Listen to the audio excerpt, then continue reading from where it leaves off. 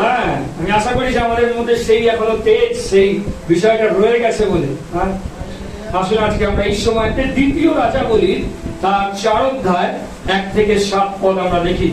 যদি তো পড়ি, দ্বিতীয় রাজাবলী আমাদের অত্যন্ত পরিচিত, আমাদের গল্প পরিচিত, আমাদের ঘটনা। আর আমরা সেই বিষয়টাকে আমরা দেখার চেষ্টা করব।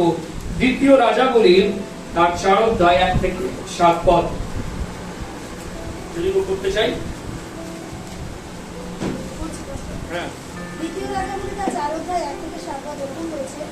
একদা শীর্ষ ভাববাদীগণের মধ্যে একজনের স্ত্রী এলিশার কাছে কাঁদিয়া কহিল, আপনার দাস আমার স্বামী মরিয়াছেন। আপনি জানেন আপনার দাস সদাপ্রভুকে ভয় করিত। এখন মহাজন আমার 2টি সন্তানকে দাস করিবার জন্য লইয়া যাইতে আসিয়াছে। এলিশায় তাহাকে বলিলেন, আমি তোমার নিমিত্ত কি করিতে পারি, বলো দেখি, ঘরে তোমার কি আছে? সে কহিল, 1 বাটি তৈল ব্যতিরেকে আপনার দাসীর আর কিছু নাই। তখন তিনি কহিলেন, যাও, বাহির হইতে তোমার সমস্ত প্রতিবেশীর কাছে শূন্য পাত্র চাহিয়া আনো, অল্প আনিও না। পরে ভিতরে গিয়া তুমি ও তোমার পুত্রেরা ঘরে থাকিয়া দ্বার রুদ্ধ করো এবং সেই সকল পাত্রে তৈল ঢালো। 1 পাত্র পূর্ণ হইলে তাহা এক দিকে রাখো। পরে সেই স্ত্রীলোক তাহার নিকট হইতে প্রস্থান করিল, আর সেও তার পুত্রেরা ঘরে থাকিয়া দ্বার রুদ্ধ করিল। তাহারা পুনঃ পুনঃ তৈল ঢালিল। সমস্ত পাত্র পূর্ণ হইলে পর সে আপন পুত্রকে কহিল, আরো পাত্র আন। পুত্র কহিল, আর পাত্র নাই। তখন তৈলের স্রোত বন্ধ হইল। পরে সে গিয়া ঈশ্বরের লোককে সংবাদ দিল। তিনি কহিলেন, যাও, সেই তৈল বিক্রয় করিয়া তোমার ঋণ পরিশোধ করো এবং যাহা অবশিষ্ট থাকিবে তদ্বারা তুমি ও তোমার পুত্রেরা ঋণ লাভ করো। আমেন। আমরা যখন বাইবেলের এই অংশটাকে দেখতে পাচ্ছি, আমরা দেখতে পাই একটা ফ্যামিলি তার একটা ক্রাইসিস বা একটা সংকটের মধ্যে দিয়ে যাচ্ছে বলে। যদিও এই বাক্যটা আজ থেকে প্রায় 4000-5000 বছর আগেতে লেখা হয়েছে, কিন্তু মনে রাখবেন ঈশ্বরের বাক্য জীবন্ত, ঈশ্বরের বাক্য সত্য এবং ঈশ্বরের বাক্য কার্যকারী। এটা হয়তো সেই সময়তে লেখা রয়েছে, বাট এটা কিন্তু আজও আমাদের জীবনে একই রকম ভাবে কার্যকারী। যখন আপনি পড়েন এবং সেই অনুযায়ী আমরা জীবনকে অতিবাহিত করি, এই বাক্য আপনার সামনে জীবন্ত হয়ে ওঠে। তার কারণ এই বাক্যের মধ্যে যে বিষয়টা, যে প্রিন্সিপালটা, যে নীতিটা রয়েছে, সেটা কিন্তু আজও আমাদের প্রত্যেকের জীবনের জন্য একই রকম ভাবে কার্যকারী। আমরা এই মন্ডলীর হই, আমি হলদিয়া মন্ডলীর হই, আমি হয়তো আমেরিকার কোনো মন্ডলীর হই, এই বাক্য আমাদের প্রত্যেকের জন্য সমান। আমরা দেখতে পাই কি একটা পরিবার অত্যন্ত সংকটের মধ্যে দিয়ে যাচ্ছে। একটু আগে বোন সুইদি প্রার্থনা করছিল যে আমাদের প্রত্যেকের অবস্থা প্রায় একই রকম। আমরা যতজন এখানে বসে রয়েছি, আমরা বিভিন্ন সংকটের মধ্যে দিয়ে এইখানেতে চলেছি। কেউ আমরা বলতে পারবো না যে আমাদের জীবনে কোনো সংকট নাই, বা আমরা এই বিগত 2.5-3 মাসেতে আমরা কোনো সংকটের সম্মুখীন হইনি। কিংবা যদি আরেকটু পিছিয়ে গিয়ে বলি যে বিগত 1 বছর 2020 সাল থেকে শুরু করে এই পর্যন্ত আমাদের মধ্যে কোনো সংকটের মধ্যে দিয়ে আমরা যাইনি বলে। আমরা প্রত্যেকে বিভিন্ন সংকটের মধ্যে দিয়ে গিয়েছি। আর যখন আমরা এই জায়গাটাকে দেখতে পাই, তখন আমরা দেখি যে একটা পরিবারের মধ্যে এক বিশেষ সংকট। কি সংকট? না, পরিবারের যিনি কর্তা ছিলেন, অর্থাৎ যিনি সেখানে উপার্জন করতেন, তিনি আর নাই, তিনি মারা গেছেন। তিনি মারা গেছেন তার স্ত্রীকে এবং তার 2 সন্তানকে রেখে দিয়ে। আর বাইবেল বলছে শুধু তিনি মারাই যাননি, যখন তিনি মারা গেছেন তার মাথার উপরে ঋণের বোঝা রয়েছে, লোন নিয়েছেন। আমি জানি এখানে কেউ রয়েছেন কিনা, কি যদি আপনি কোনো জায়গা থেকে লোন নিয়েছেন বা ধার নিয়েছেন, এটা অত্যন্ত একটা কষ্টকর বিষয়। কারণ আপনাকে প্রত্যেক মাসে খাই আর না খাই আমাকে অন্ততপক্ষে সেই টাকাটা শোধ দিতেই হবে। কারণ গাড়ির লোন আছে, কারণ বাড়ির লোন আছে, বিভিন্ন রকম লোন রয়েছে। কারণ আজকের মানুষের কাছে অত পরিমাণে যে টাকা পয়সা তা কিন্তু নেই। আমরা কি করি না, বিভিন্ন বিষয়কে আমরা লোন নিয়ে চালাই। অনেক সময় যে আমরা যে মোবাইল ফোন কিনি কিংবা কম্পিউটার কিনি, এগুলো অনেক সময় লোনের মধ্যে দিয়ে চলে। তাই আমাদেরকে অবশ্যই করে সেই লোনকে পরিশোধ করতে হয়। বা তখনকার দিনে লোন পরিশোধ যদি কেউ করতে না পারতো, তার একটা বিশেষ বিষয় ছিল, যে পরিশোধ করতে পারবে না তার পরিবারের ছেলে মেয়েদেরকে ধরে নিয়ে যাওয়া হবে। রাজা কি করতো না, ছেলে মেয়েদেরকে ধরে নিয়ে চলে যেত। কারণ তার বাবা যদি লোন শোধ করতে না পারে, তাহলে তার ছেলে মেয়েদেরকে নিয়ে গিয়ে সেখানে তাদেরকে পরিশ্রম করানো হবে এবং সেই উপার্জন, যারা প্রত্যেক মাসে উপার্জন করবে, সেই অনুযায়ী তাদেরকে সেই লোনকে পরিশোধ করতে হবে। এবং আমি যখনকার সময় কথা বলছি, তখনকার দিনে এই যে ধার পরিশোধ বংশ পরম্পরায় চলে আসতো। অর্থাৎ যদি তারা কেউ দাস হতো, তার পরবর্তী প্রজন্ম দাস হবে, তার পরবর্তী প্রজন্ম দাস হবে। আর তাই আপনি বুঝতেই পারছেন যে একজন মা হিসেবে তার মাথায় কতটা চিন্তা। একজন মা হিসেবে তিনি তার স্ত্রীকে হারিয়েছেন, তার স্বামীকে হারিয়েছেন, এবং তার সঙ্গে সঙ্গে আর কিছুদিনের মধ্যে তিনি তার পুত্রদেরও হারাতে চলেছেন। আর ঠিক এই মতো অবস্থায় তিনি ইলিশা ভাববাদীর কাছে এসেছেন, আর এসে তিনি বলছেন যে আমরা একটা অত্যন্ত সংকটের মধ্যে রয়েছি। এই সংকটটা হচ্ছে এই যে একটা বিশাল বড় ঋণের বোঝা আমাদের মধ্যে রয়েছে। ঘরের মধ্যে খাবার কিছু নেই, খাবার কোনো জিনিস নাই, ঠিক আছে, তবুও চলবে, কিন্তু এত বড় ঋণের বোঝা আমরা নিয়ে এগিয়ে চলতে পারছি না।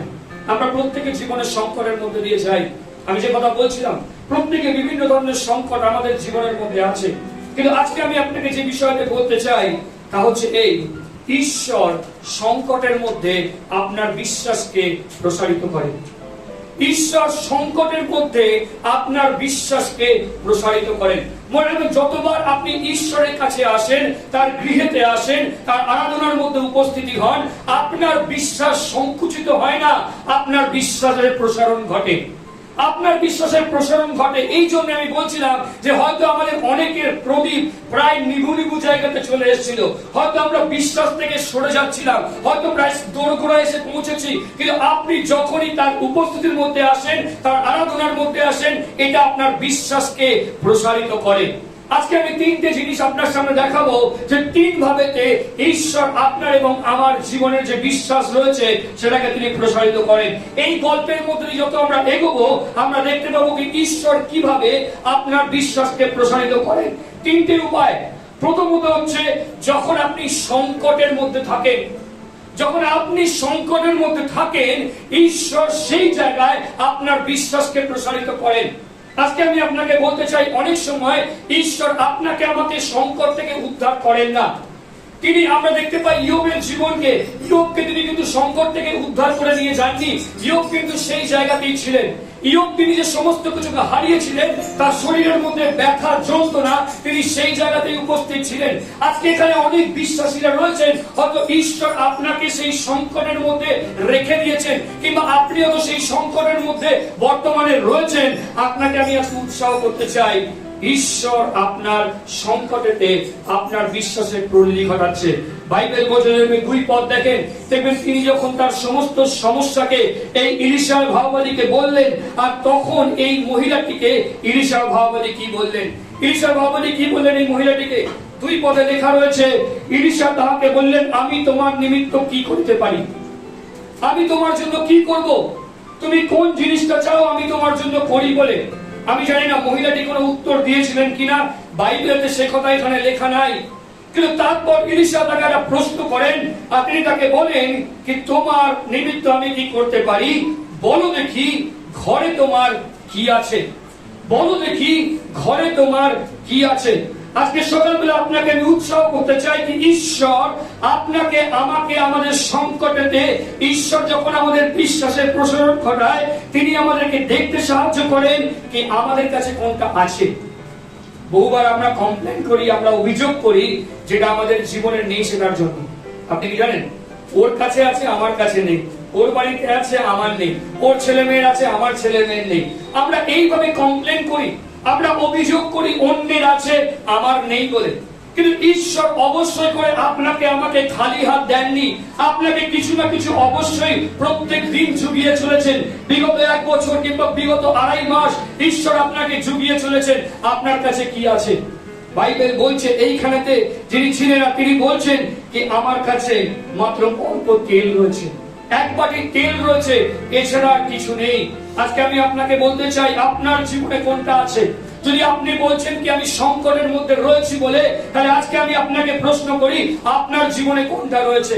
যদি আপনি বলেন কি আমার অর্থনৈতিক সংকট রয়েছে বলে, আপনি কি ভুলে গেছেন কি ঈশ্বর প্রত্যেক দিন আপনাকে আমাকে খাবার জুগিয়েছে বলে? যদি আপনি মনে করছেন কি আমি শারীরিকভাবে অত্যন্ত যন্ত্রণা কষ্টের মধ্যে রয়েছি বলে, আপনি কি ভুলে গেছেন ঈশ্বর আপনাকে সাহায্য করেছেন আজকে পায়ে হেঁটে চলে এই গৃহেতে আসার জন্য? কোনটা আপনার কাছে আছে? ঈশ্বর কিভাবে আমাদের বিশ্বাসের পরিধি ঘটায়, ঈশ্বর তিনি আপনাকে আমাকে সাহায্য করেন আমাদের জীবনে কোনটা আছে সেটাকে দেখার জন্য। যখন আপনি আমার সাথে খোলেন আজকে 2 করিন্থীয় তার 12 অধ্যায় 9 এবং 10 পদ, আমরা বহুবার আমরা এই পদটাকে বলেছি।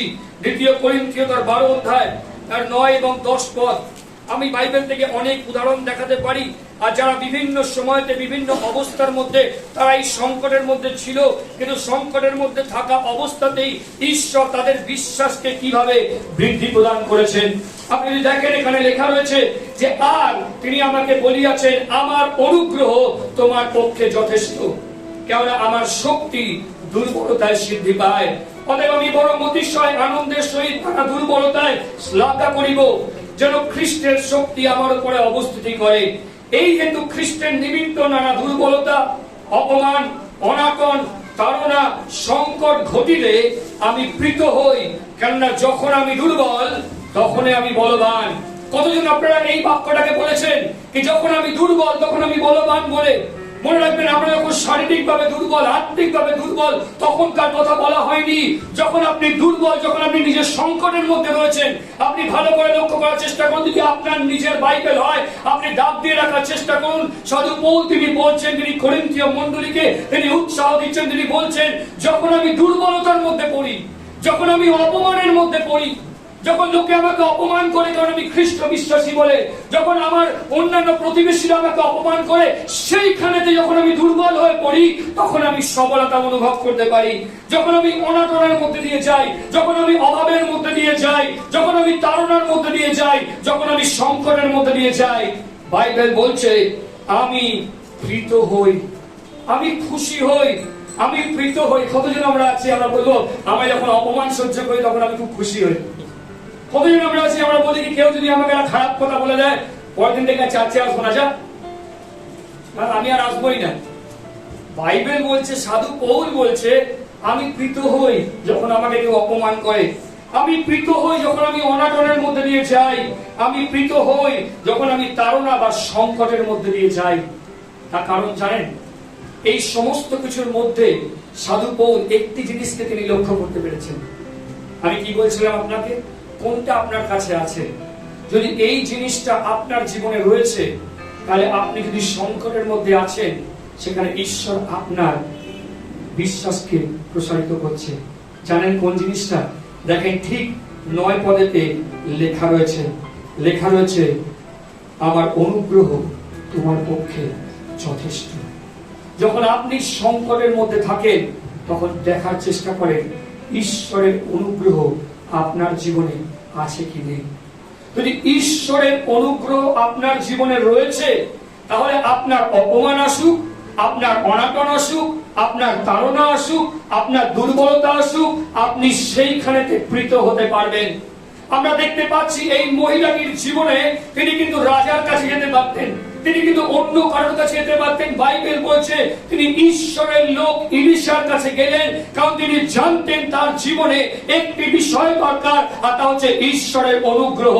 যদি আপনাকে কেউ জিজ্ঞাসা করে আপনার কি এটা রয়েছে বলে, আর আপনি যদি দেখেন কি আপনার জীবনের সমস্ত কিছু বাদ দিয়ে ঈশ্বরের অনুগ্রহ রয়েছে, আপনি তাহলে আনন্দিত হন।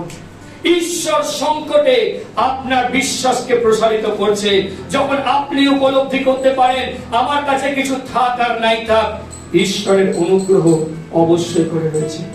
কিন্তু বাইবেল পরিষ্কার করে বলে যদি আমরা জগৎকে লাভ করি আর যদি তার অনুগ্রহকে আমরা হারিয়ে ফেলি, আমরা সবকিছু হারিয়ে ফেলেছি।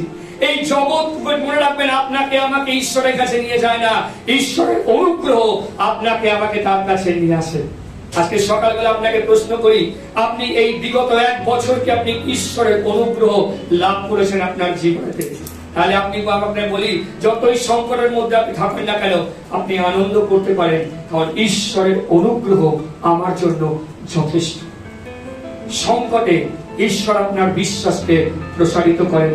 দ্বিতীয়ত, যখন আপনি সংকটের মধ্যে দিয়ে যান, শুধুমাত্র সংকট একদিনের জন্য আপনার জীবনে আমার জীবনে আসে তা নয়।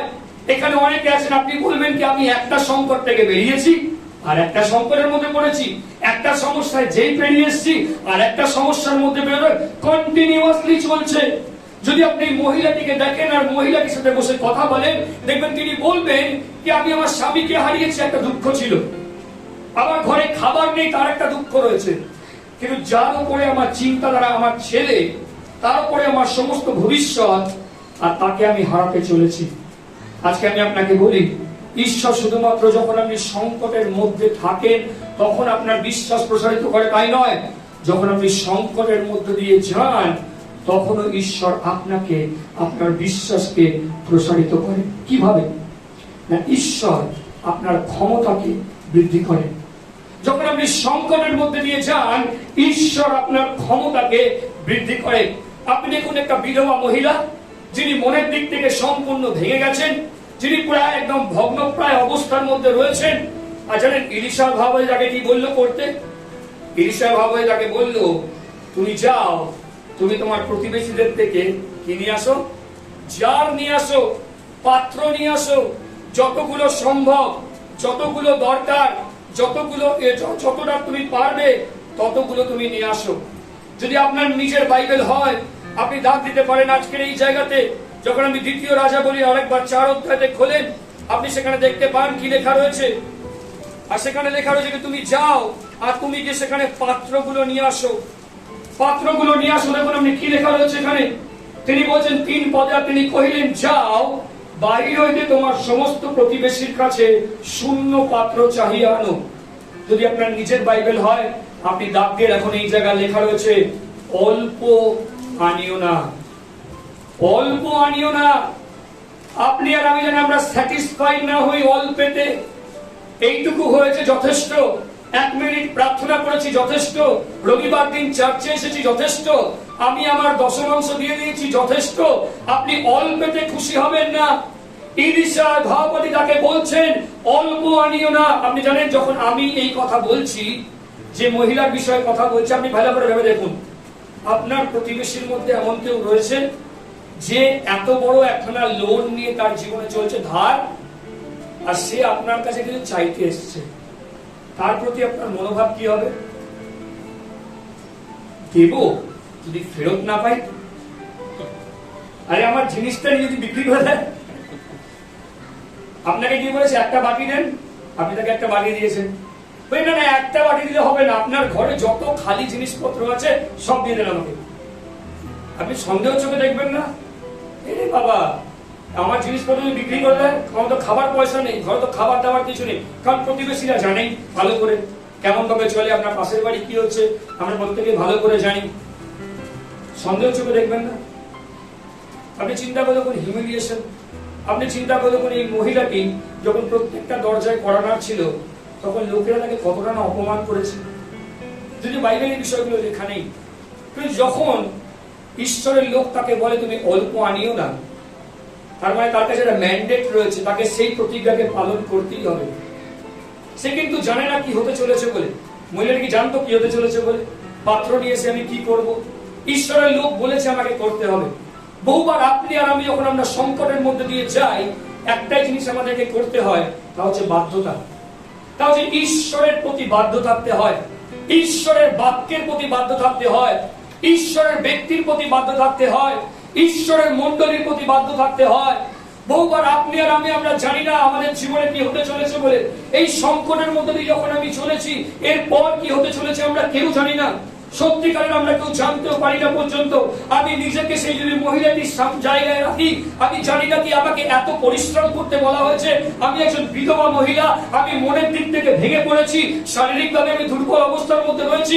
আমি জানি না আজকে দুপুরবেলা আমার ছেলেরা কি খাবে বলে, আমি জানি না এরপর আমার জীবনে কি ঘটবে বলে, আমি জানি না অলরেডি আমার বাড়ির সামনে নোটিশ পড়ে গেছে বলে কি আমাকে ঘর ছাড়তে হবে, আমার ছেলেকে নিয়ে চলে যাবে তারা। আর তার মধ্যে আমাকে আরেকটা টাস্ক দেওয়া হচ্ছে, তার মধ্যে আমাকে আরেকবার বলা হচ্ছে তুমি এটা করো বলে। যখন আপনি এই সংকটের মধ্যে দিয়ে যান, ঈশ্বর একটা জিনিস আপনাকে করেন, ঈশ্বর আপনাকে সক্ষম করে, ঈশ্বর আপনার বলকে বৃদ্ধি করে, ঈশ্বর আপনার ক্ষমতাকে বৃদ্ধি করে। হয়তো এখানে অনেকে রয়েছেন বলবেন আমার পিঠটা দেওয়ালের মধ্যে ঠেকে গেছে, হয়তো বলবেন কি আমি পিছনে ফিরতে যেতে যেতে যেতে যেতে একদম পুরো জায়গায় লেগে গেছি কোন একটা জায়গাতে।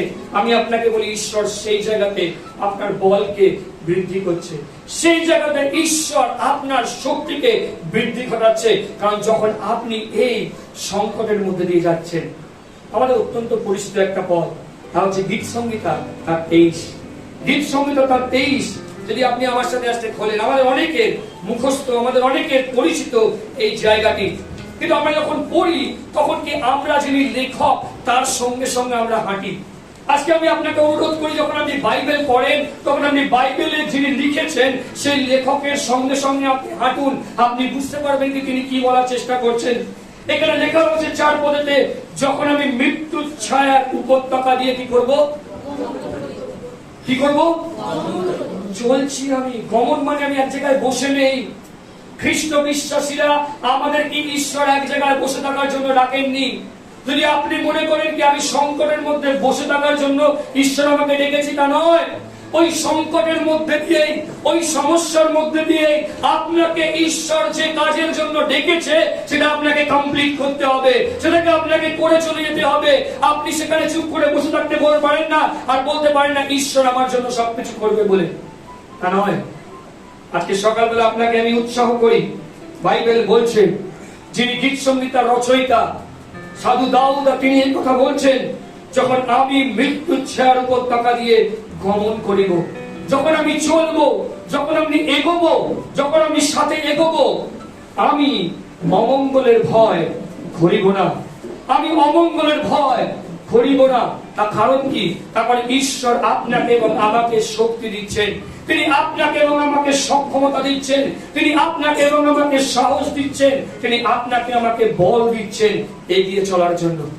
আমার মনে হয় প্রত্যেকবার এই মহিলাটি যখন বিভিন্ন হাঁড়ি কড়াই এক জায়গাতে নিয়ে এসে তার ঘরের মধ্যে রাখতো, এলিশা ভাবলে তাকে আবার মনে করাতো, তোমার কাজ শেষ হয়ে যায়নি, তোমার কাজ এখনো শেষ হয়ে যায়নি, এই বাড়িতে চলে যাও, ওদের বাড়িতে এখনো অনেক খালি পাত্র পড়ে রয়েছে।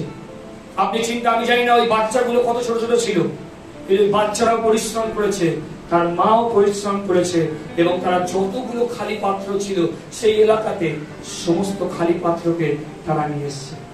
আজকে কি এখানে কেউ রয়েছে বলছেন, পাস্টার আমি অত্যন্ত ক্লান্ত, আমি যেন মনে হচ্ছে কোথাও হেরে গেছি বলে, যেন মনে হচ্ছে যে আমি এই সংকটের মধ্যে আর বোধহয় পেরোতে পারবো না বলে। আজকে আমি আপনাকে বলি, ঈশ্বর এই সংকটের মধ্যে দিয়ে আপনার বিশ্বাসীকে প্রসারিত করেছেন, তিনি আপনাকে ক্ষমতা দিয়ে চলেছেন, তিনি আপনাকে প্রত্যেকবার তিনি আপনার ক্ষমতাকে বৃদ্ধি করছেন। যদি আপনি দেখেন এখানে পরিষ্কার করে লেখা রয়েছে, তুমি আমার শত্রুগণের সাক্ষাতে আমার সম্মুখে মেদ সাজাইয়া থাকো, তুমি আমার মস্তক তৈরি সিক্ত করিয়াছ, আমার পান পাত্র উথলিয়া পড়িতেছে। আজকে প্রিয় ভাই বোন, যখন আমরা এই সংকটের মধ্যে দিয়ে যাই তখন আপনি খেয়াল করুন, ঈশ্বর আপনার শক্তিকে, আপনার ক্ষমতাকে বৃদ্ধি করছেন। হয়তো যদি এই সংকট না থাকতো আপনি জানতেন না পর্যন্ত এই শক্তি বা এই ক্ষমতা পাওয়া যায় বলে। তো যখন আপনি এই শক্তি ক্ষমতার মধ্যে থাকেন এবং ঈশ্বর আপনাকে আরো সতেজ করছেন। বাইবেল বলছে যখন তার অনুগ্রহ আপনার জীবনে নেমে আসে, এই অনুগ্রহ আপনার জীবনকে শুধুমাত্র পরিপূর্ণ করে না, এই অনুগ্রহ আউটফ্লো করে, বেরিয়ে আসে। বাইবেল বলছে আমার পান পাত্র উথলিয়া পড়িতেছে। আজকে আপনার এবং আমার কাছে একটা পান পাত্র রয়েছে, খ্রিস্টের নতুন নিয়ম, তার নতুন রক্তের পান পাত্র। বলছেন ঈশ্বর তার অনুগ্রহ এতটাই আমার জীবনে ঢেলে দিয়েছে, এটা শুধুমাত্র আমার দেহকে, মনকে, আত্মাকে পরিপূর্ণ করেছে তাই নয়, সেখান থেকে বেরিয়ে আসছে বলে। আজকে যখন আপনি সংকটের মধ্যে দিয়ে চলেন, আপনি ঈশ্বরের বাক্যকে পাঠ করুন। যখন আপনি সংকটের মধ্যে দিয়ে যান, আপনি লেখকের সাথে নিজেকে মেলান, আর তিনি বলছেন যখন আমি মৃত্যুর ছায়ার উপত্যকা দিয়ে গমন করিব, আমি অমঙ্গলের ভয় করিব না। আজকে এখানে কেউ রয়েছে যিনি বলছেন আমি মৃত্যুর ছায়ার উপত্যকা দিয়ে গমন করছি, আর ঈশ্বরের বাক্য বলছে অমঙ্গলের ভয় করার কোনো দরকার নেই, কারণ আমাদের ঈশ্বর অমঙ্গলের ঈশ্বর নয়, আমাদের ঈশ্বর মঙ্গলময় ঈশ্বর, আমাদের ঈশ্বর অনন্তকাল স্থায়ী ঈশ্বর, আমাদের ঈশ্বর জীবিত ঈশ্বর। বাইবেল বলে সবাই যদি আমাদের অমঙ্গল করার চেষ্টা করে, আমাদের ঈশ্বর তিনি আপনার এবং আমার জন্য মঙ্গল চিন্তা করে রেখেছেন। ঈশ্বর এই সংকটের মধ্যে দিয়ে আপনার এবং আমার জন্য মঙ্গলকে রেখেছেন। তৃতীয় বিষয়, যখন আমরা সংকটের মধ্যে থাকি, ঈশ্বর তিনি আপনাকে আমাকে দেখান আমাদের জীবনে সেই অনুগ্রহ রয়েছে কিনা। যখন আপনি সংকটের মধ্যে দিয়ে যান, আপনি উপলব্ধি করতে পারেন ঈশ্বরের অনুগ্রহ আপনার জীবনে সেই অভিষেকের তেলের মতো এগোচ্ছে, যেটা উথলিয়া পড়িতেছে। তৃতীয়ত, শুধুমাত্র সংকটের মধ্য দিয়ে তা নয়, সংকটের উপরেতেও ঈশ্বর আপনাকে আমাকে জয় দেন। সংকটের মধ্যেতে ঈশ্বর আপনার এবং আমার বিশ্বাসকে বৃদ্ধি করেন। যদি আবার আপনি 6 পদে ফিরে যান, এই দ্বিতীয় রাজাবলীর তার 4 অধ্যায় তার 6 পদেতে দেখবেন সেখানে লেখা রয়েছে, সেখানে ঈশ্বরের লোক বলেছে কি তোমরা ঘরের মধ্যে ঢুকে যাও, আর সেখানে ঢুকে গিয়ে তোমরা এই তেলকে ঢালতে শুরু করো। এই তেলকে ঢালতে শুরু করো। বাইবেল বলছে সমস্ত পাত্র পূর্ণ হইলে পর সে আপন পুত্রকে কহিল, আরো পাত্র আনো, আরো পাত্র নিয়ে আসো। সারা ঘর পুরো তেলে তেল, ডাব্বা ডাব্বা ডাব্বা ডাব্বা ডাব্বা, তেলে তেল পুরো ভর্তি হয়ে গেছে, তাই না? আর এই মহিলাটির ঘরে তো পুরো তেলের ডিব্বাতে ভর্তি, চারিদিকে যেদিকে তাকায় তেল আর তেল, তেল আর তেল। বাইবেল বলছে যখন ঈশ্বরের অনুগ্রহ আপনার জীবনে নেমে আসে, এই অনুগ্রহকে উথলিয়া পড়ছে, তেলের স্রোত আর বন্ধ হচ্ছে না। তেলের স্রোত বন্ধ করা সম্ভব নয়। যখন আপনাকে ঈশ্বর দেখেছেন সংকটের উপরে জয়লাভ করতে, ঈশ্বরের তেলের স্রোত বন্ধ হয়ে যায় না। বাইবেল বলছে কখন তেলের স্রোত বন্ধ হলো জানেন? যখন পুত্র কহিল আর পাত্র নাই। মনে রাখবেন, ঈশ্বরের তেলের স্রোত কখনো বন্ধ হয়ে যায় না, আপনার এবং আমার নেবার ক্ষমতা বন্ধ হয়ে যায়। আমরা বলি প্রভু আর নয়, আমরা বলি প্রভু আর দরকার নেই, আমরা বলি প্রভু আর আমি নিতে পারছি না, আর দিও না বলে আর আমরা নিতে পারছি না আমরা বলি। কিন্তু বাইবেল বলছে ঈশ্বরের অনুগ্রহ আপনার এবং আমার জীবনে ঢালা কখনো বন্ধ হয়ে যায় না। মনে রাখবেন, এই তেল বন্ধ হয়নি সেই মহিলাটির ক্ষমতার জন্য, এই তেল বন্ধ হয়েছে তার কারণ মহিলাটি আর নিতে পারছে না, তাদের আর পাত্র নেই সেখানে ধরে রাখার মতো। বাইবেল বলছে শুধুমাত্র সংকটের মধ্যে নয়, সংকটের মধ্যে দিয়ে নয়, কিন্তু সংকটের ওপরে ঈশ্বর আপনাকে আমাকে জয় দেন। সংকটের ওপরে ঈশ্বর আপনাকে আমাকে জয় দেন। যখন আপনি জানেন কি ঈশ্বরের অনুগ্রহ আপনার জীবনে রয়েছেন, যখন আপনি জানেন কি ঈশ্বর তার যে অনুগ্রহ আপনার এবং আমার জীবন থেকে উথলিয়া পড়ছে, আপনি জানেন যতক্ষণ না আমরা জয়ী হই, ঈশ্বরের এই অনুগ্রহ আমাদের জীবনে কখনো বন্ধ হবে না। এই অনুগ্রহ কখনো বন্ধ হবে না। এই অনুগ্রহ চলতে থাকবে যতক্ষণ না খ্রিস্টের দ্বিতীয় আগমন ঘটে। যতক্ষণ না খ্রিস্টের দ্বিতীয় আগমন ঘটে, এই অনুগ্রহ চলতেই থাকবে, চলতেই থাকবে, চলতেই থাকবে। আজকে আমি আপনাকে উদাহরণ দিই, রোমীয় তার 8 অধ্যায় 37 পদ আমাদের অত্যন্ত পরিচিত আর একটা পদ। যখন আমরা পড়ি তখন আমরা উপলব্ধি করতে পারি যিনি লেখক তিনি সেখানে কি হিসেবে কিভাবে তিনি বিষয়গুলোকে আপনার এবং আমার সামনে তুলে ধরেছেন। তিনি বলছেন 8 অধ্যায় 37 পদে লেখা রয়েছে, কিন্তু যিনি আমাদিগকে প্রেম করিয়াছেন তাহারই দ্বারা আমরা এই সকল বিষয়ে বিজয়ী অপেক্ষাও অধিক বিজয়ী হই। কোন সকল বিষয়, কোন বিষয়গুলো? আপনি দেখুন কি তার আগের পদেতে লেখা রয়েছে, কি লেখা রয়েছে? কে আমাদেরকে খ্রিস্টের প্রেম হইতে পৃথক করিবে? কি ক্লেশ, কি সংকট, কি তাড়না, কি দুর্ভিক্ষ, কি উলঙ্গতা, কি প্রাণ সংশয়, কি খড়গ? বাইবেল বলছে আপনার জীবনে আপনি কোন বিষয়টার মধ্যে দিয়ে আজকে যাচ্ছেন। এখানে কি কেউ রয়েছেন আপনি বলবেন কি পাস্টার আজকে আমার জীবনে এটা রয়েছে, আজকে আমার জীবনে এই বিষয়টা রয়েছে? বাইবেল বলছেন তাহারই দ্বারা আমরা এই সকল বিষয়ে বিজয়ী অপেক্ষা অধিক বিজয়ী হই। হালেলুয়া। যখন আপনি ঈশ্বরের বাক্যকে পাঠ করেন তখন ঈশ্বর আপনাকে বলেন যে এই যে আমাদের যে এত পরিশ্রম, আমাদের যে বিশ্বাস, এই যে এতগুলো পাত্রকে নিয়ে আসা, তার একটাই কারণের জন্য, কারণ ঈশ্বর আপনাকে বিজয়ী করতে চান, ঈশ্বর আপনাকে জয় দিতে চান আপনার সংকটেতে। যদি আজকে বলেন কি আমি সংকটের মধ্যে রয়েছি, ঈশ্বর আপনাকে সাহায্য করছে।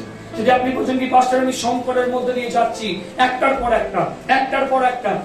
পর একটা বিষয় আমার জীবনে এসেই চলেছে, ঈশ্বরের অনুগ্রহ আপনার জীবনে উথলিয়া পড়ছে। আর বাইবেল বলছে ঈশ্বরের অনুগ্রহ ততক্ষণ পর্যন্ত আপনার এবং আমার জীবনে বন্ধ হবে না যতক্ষণ না আমরা সমস্ত কিছুর উপরেতে জয় লাভ করতে পারি। হালেলুয়া। সেই দিনকে আর কোনো পাত্র বাকি ছিল না, সেদিনকে আর কোনো জায়গা বাকি ছিল না যার মধ্যে তেল ঢালা হয়নি বলে।